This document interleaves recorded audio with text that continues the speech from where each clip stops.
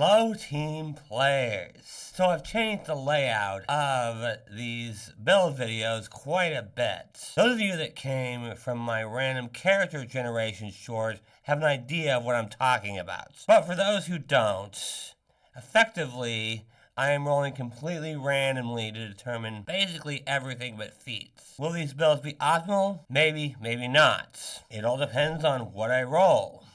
But I wanted to show you guys that you don't need to build a completely optimal build to have fun in Pathfinder 2nd Edition. I believe you can play anything you want as long as you have a good team and you use teamwork and strategy. You don't need to have a 4 in your class's main stats, especially if you've got characters that have buffing and debuffing potential in your party, or at least showing that is the goal.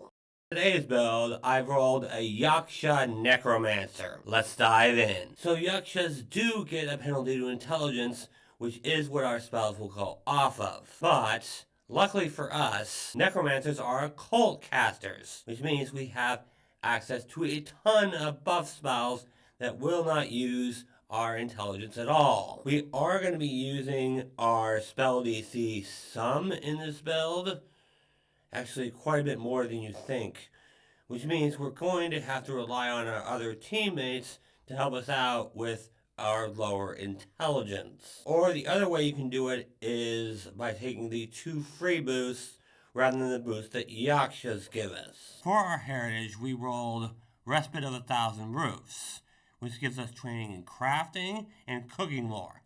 In addition, we get the improvised tool skill feats, which effectively means we can craft some basic gear even if we don't have the formulas. We do still need the raw materials though. These are all going to come in handy, but especially the crafting, which we'll see in a little bit here. For your attributes, as long as intelligence is your highest, you should be good.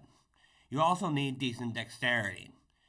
You will not need strength at all in this build. Of course, I use the actual Yaksha boosts, so my stats end up being Strength 0, Dexterity 2, Constitution 2, Intelligence 3, Wisdom 0, and Charisma 2. But as you level up, your intelligence and your dexterity are the most important stats to increase. Now we rolled Flesh Magician for our subclass, which means we get the Deadweight class feat, as well as the Toughness General feats. In addition, each time we destroy one of our thralls, it leaves behind difficult terrain. Our thralls are more than likely going to be zombies for this spell, but obviously they can be anything you want them to be. With the Deadweight Focus spell, we can have a thrall grab onto an enemy and either lower their speed, immobilize them, or grab them, depending on how they do on their saving throw. It is a Fortitude save, but they have to critically succeed to not be affected at all. And even lowering an enemy's speed is pretty big. Minus 10-foot penalty to speed on a successful saving throw is pretty darn good, especially in combinations with the other builds in this party, which, don't worry, are coming. But the best part about this is we don't even have to see our thrall to do this. We just have to have line of effect, which is pretty easy to get, actually. For our Ancestry feat at level 1, we're going to be taking Meticulous Restorer. This will give us the Quick Repair skill feat, and anytime we roll a critical failure on an attempt to repair an item, we get a failure instead. This will allow us to use a shield much more effectively in this build, as we'll eventually be able to repair our shield for 3 actions, or even 1 action if we get high enough level. Plus, you never know when you might need to repair an item quickly, especially outside of combat. And since we get automatic train in crafting, might as well take this. It's pretty great, especially with the edict that Respite of 1,000 Roofs gives you. Necrotic Bomb allows us to destroy a thrall to deal good damage in a 10-foot emanation around that thrall. We do have to be careful with this because it's all creatures in the area, including our allies. But this does really good damage and heightens well. We're going to want to be using this sparingly because a lot of times our thralls are going to be providing flanking for our allies, which means if we use this, it's going to hit them too. But if our allies aren't in a flanking position yet, and there's a bunch of enemies around one of our thralls, there you go. But this does require a basic reflex save, which means we are going to have to rely on other party members in order to lower reflex saves on the enemy, because we're not really going to be able to do it. But the main goal here is to overwhelm the enemies with our thralls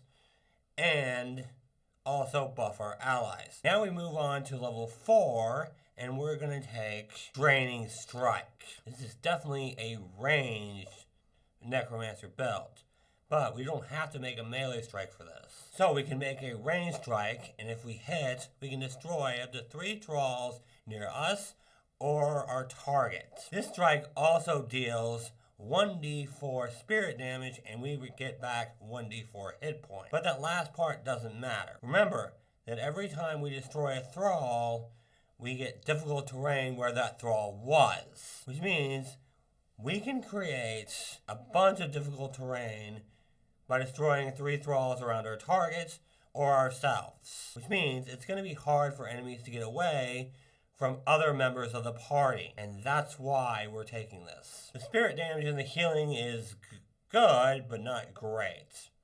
We want that difficult terrain though, and normally we can only destroy 1 thrall at a time.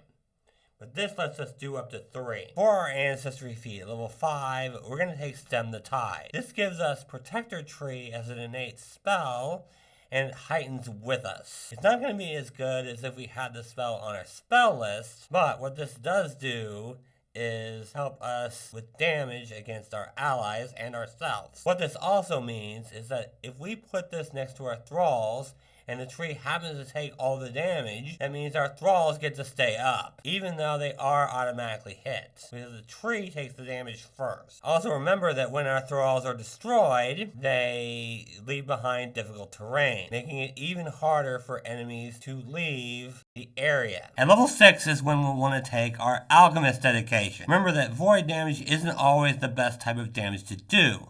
We may be going up against undead, or we might be going up against someone that is weak to something other than void damage. And the Alchemist dedication will give us access to Alchemist bombs, giving us a lot more versatility. If we're going up against something like trolls, then that Alchemist fire is going to help a ton. And Bottled Lightning will make the foe off guard on a hit. So even if we don't have a bunch of thralls yet that we can use to grant flanking, we can still make the foe off guard, making it easier for everyone to hit. And at level 8, we'll take Voluminous Vials to give us even more bombs per day. Remember that we just have to hit with our bombs to do damage. They don't get a saving throw, and we're not using our spell attack roll for this.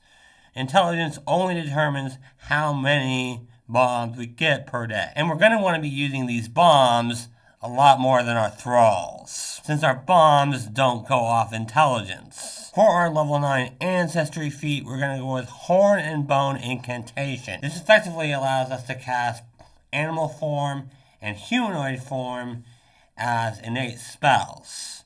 So if we need to be in melee combat, we can be by going into animal form. But again, this is a last resort type thing. We're not going to be needing to go into melee combat a lot, because we'll have a whole bunch of thralls protecting us. And remember, even though our thralls only have 1 hit point and are automatically hit, they still have to spend an action to get rid of them.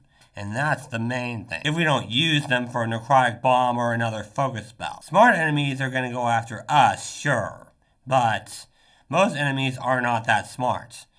They're going to use their first attack on a thrall, which means any subsequent attacks are going to be at -5 or even -10. Unless, of course, they're using an agile weapon. But if we can get an enemy to waste their first attack on a thrall, that's pretty amazing. And the last feat I'm going to cover in this video is Zombie Horde. So we target a thrall and we destroy it. Then, the area in a 10-foot burst around that thrall becomes difficult terrain. In addition, all enemies in that area take 3d4 bludgeoning damage with a basic fort save. Also, when we sustain the spell, we can move it up to 10 feet. In addition, if we move this onto another thrall, we can destroy it to increase this area by another 5 feet. Remember that our special enhancement of our thralls means every time we blow up a thrall, it leaves behind difficult terrain. So, that means even if we move this difficult terrain to a different area, we're leaving behind a square of difficult terrain as well. Which means we can make this entire area difficult terrain if we want. I mean, granted, it would take a while, but we could do it. We'll talk about that when we get to the wizard bells later on. In the meantime, though, movable difficult terrain, always good. Alright, now let's talk spells. We're an occult caster, which means we have access to some very good buff spells, like Forbidding Ward and Bless. Those are the types of spells we want.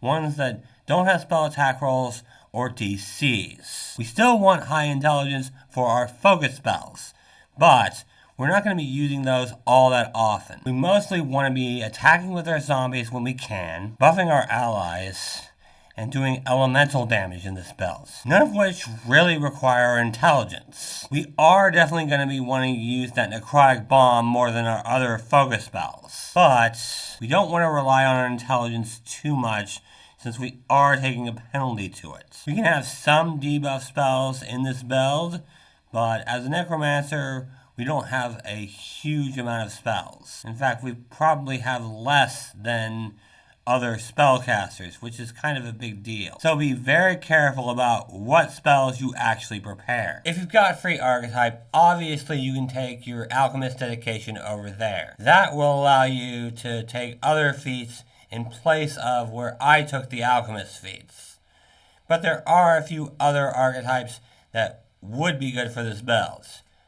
Herbalist comes to mind, as that'll give you some healing options. Poisoner also comes to mind, as you'll be using the Poison's DC and not your class DC, and because your class DC will not be good, even with intelligence as your highest stat. And finally, Bard is also an effective choice for this build, as you'll be able to buff allies even more. Granted, you will need to up your charisma at that point, but you could also go Occult Witch. But Witch isn't going to have access to the amazing composition cantrips that can really help your party if you go Bard. But one of those two is going to be very effective as a free archetype for this build. Alright, I know I normally go to level 20 in these builds, but I figured out that a lot of people don't even get past level 10. But if you guys enjoyed this video, go ahead and leave a like. And if you do want to build all the way to level 20, you can check out my Patreon page in the description below. That's also where you can find the links to my Discord and all my social media. But maybe you guys are more interested in a Battle Harbinger build. If you are, you can check it out right here. Thank you guys so much for watching, and until next time, teamwork is vital. It helps us solve problems.